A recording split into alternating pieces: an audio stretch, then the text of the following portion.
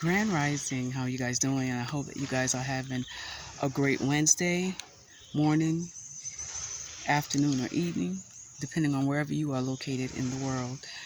I just want to talk a little bit with you guys about the state of relations between the African diaspora and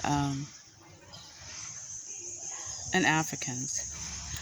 More in particular, I want to speak on the state of relations between Nigerians and African diaspora and African Americans.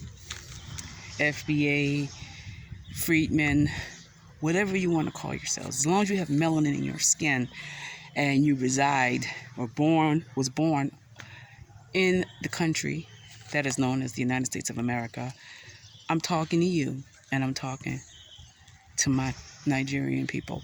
I'm currently in Nigeria, and this is my second time in Nigeria. I went to Lagos and surrounding states, Calabar, Ebonyi State, and other regions in that area back in 2021 on a mission trip. And it's the first time I was outside of the country, first time I was on the continent, and I tell you what, it was a life-changing experience for me. I saw poverty like I'd never seen before, but I also seen prosperity. I saw people living in grandeur. I stayed in palaces, and I was with the people that didn't have hardly anything to eat, didn't have medicine, needed malaria meds and what have you. And we did give out meds to the people. We gave the word. It was a life-changing experience, brought tears to my eyes on several occasions. And I want to talk because I'm deeply troubled. I'm deeply troubled about the state of relations between Nigerians and those of us of African descent that was born in America. There's a rift there. There's a division there. And I guess it's been there for a long time, longer than I have realized. And I'm not sure why that is. I mean, I have my speculations, if you will, and my guesses, and what I sense in the spirit, what it's about, and what I've seen. You know, this is not the first time you guys heard about this topic, but I felt compelled to record a video because I just saw a video by a Nigerian American politician who spoke on whether or not people of African descent born in America, descendants of African American slaves, deserve reparations or not. If you follow me, you may not, that's okay. I feel very strongly, definitely am for reparations.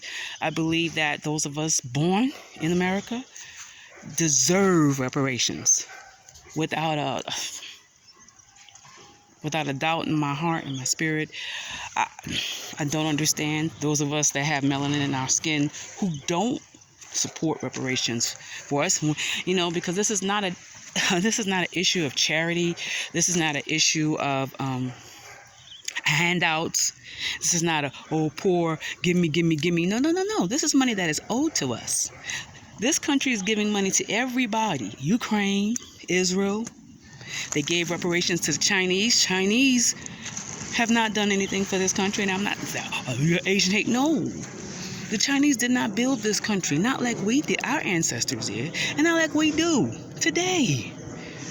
Let every person of African descent leave America and see how far I go.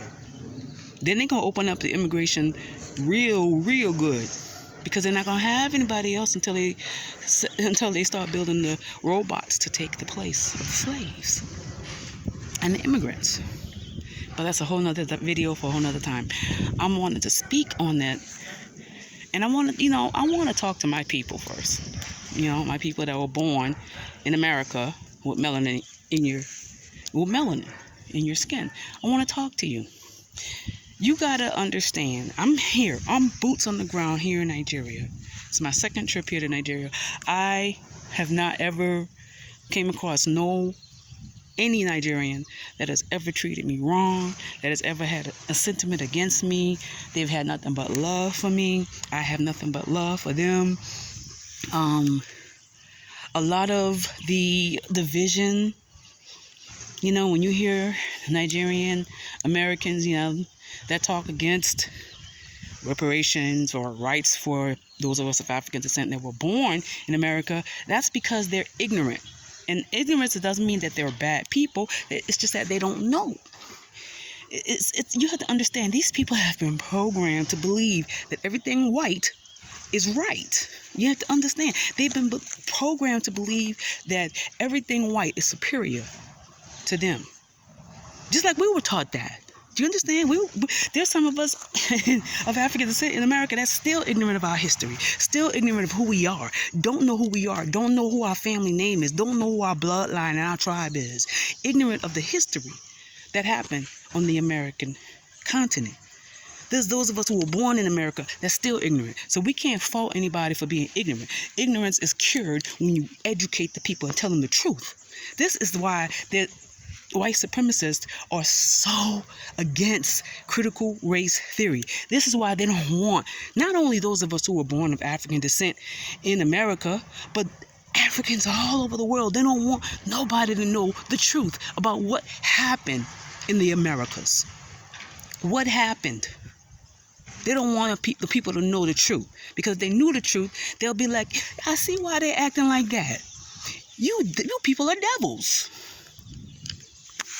So I take the opportunity to educate and teach people and tell them the truth. Everywhere I go, whether it's there, here, and wherever I go, I'm going to tell the truth. Because one of my callings anyway, is to be a teacher. So yeah, and once you tell the people the truth, once you educate them about what really happened to us and our descendants, our forefathers, and what the white man has done, what the European man has done, for real, they're going to get rid of that mentality. See, I could tell you most of the immigrants who are African that live in America have been bought. And they are ignorant and they don't know. I'm not making no excuse for this politician in California that spoke that nonsense, but I'm telling you, they don't know, or they've been bought. Come on, the 44th president of the United States, huh? He was half Kenyan, and he didn't do anything for us. And he had anti-black sentiments. And how do we know that? Because of what he didn't do for us. So if our 44th president of the United States of America didn't do nothing for us, you can't be surprised by what no other immigrant politician will get up there and say. And we all know why the 44th president of the United States didn't do nothing for us, because he was bought off too. He was bought off. You'd be surprised what money will do. When you give somebody a little prestige and a little position, it goes to their head, and they will program that Negro to say and do and push any agenda that they want. They did it for the 44th president of the United States. So why be surprised if a councilman, an immigrant councilman, an immigrant senator, an immigrant anything that they put in office is going to be a puppet for the white supremacist agenda, and to cause more division between the African diaspora and Africans, a division that they started the division. They divided this continent during the Berlin Conference. They are the masters of division. They know how to divide now. Do you hear me? They know how to divide. We have to start stopping up our ears. If you have melanin in your skin, whether you were born here on the continent, whether you were born in America, don't listen to the white man. They lie. They are liars. They are deceivers.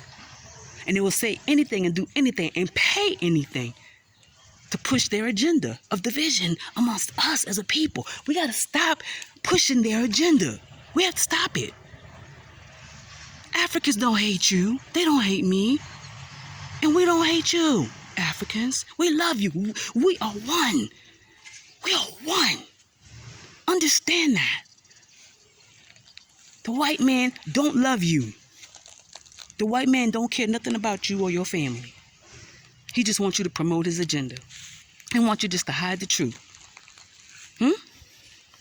And he don't want to pay the reparations. Because if you give reparations to us, a lot of us going to leave and come over here and build up our own. And they're terrified of that. Because they've been supreme beings. They've been what they feel is the supreme beings for centuries. White supremacy. And they don't want to let go of that. But Babylon has fallen, baby. And what Yah has said and promised shall come to pass. And we have to be vigilant. We have to guard our relationships with our African brothers and sisters, with the people of the African diaspora, with even the freedmen. Yes. Be one. It's time for y'all to stop hating on our African brothers and sisters. They don't know. It's up to you to teach them and love them and be patient with them. Because guess what? Some of you didn't know what you know now 10 years ago. You was just as ignorant as they were. So it's time for you to be patient and teach and love. And lock arms with your African brothers and sisters. Lock arms with the people of African diaspora. Lock arms. It's time to unite. It's time. We got to stick together. Every other race sticks together but us. And it's time out for that. It's time out. It's time out. And those who don't want to learn, then yeah, we gotta keep them over there, loving from a distance. And let the white man do what they're gonna do with them. If they don't want to learn. Or what y'all call get on code. They don't want to get on code, then you go ahead and trust the white man and see how far that gets you. But those of us who hear the call, we got to lock arms. We gotta lock arms. Let's not fall for the foolery. Not no more. It's time for us to unite. It's time for us to unite. Don't nobody hate nobody but the white man. The white man is the purveyor and the creator of hate. You hear me? They are the creators of division. Everything that's hatred, everything that's bigotry, everything that's racism. The white man started it and created it. I don't hate the white man for it. Because they gotta stand before their creator. They gotta stand before their creator and give an account for the atrocities against human rights, against people. Against his people. They gonna have to give an account. And some of them would rather die than face judgment, not knowing that when they die, they gonna face judgment, eternal judgment anyways. So you're not escaping nothing. I hope you hear the spirit and the heart of what I'm trying to say to you. I'm talking to my people. It's time to unite. Let's stop with the foolery. Let's stop with the division. Let's stop with the strife. Nobody don't hate nobody. We just don't know about each other. Let's learn. Let's take the time to learn about our cultures. Learn about our history. And no, do not speak against reparations. It wasn't your forefathers that had to deal with being burnt at the tree, hung by a tree. Pregnant women and children hung from their necks till their neck broke. Wasn't your ancestors. So you can't speak against reparations. Wasn't your ancestors that worked for free for centuries. So shut up. I'm not over here telling you what you don't deserve. I wouldn't do that. That's stupid.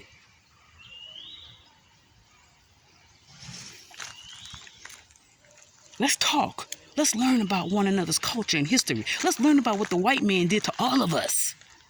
And lock arms. And fight. Y'all be blessed in the name of Yeshua HaMashiach. And it's time to unite. Blessings.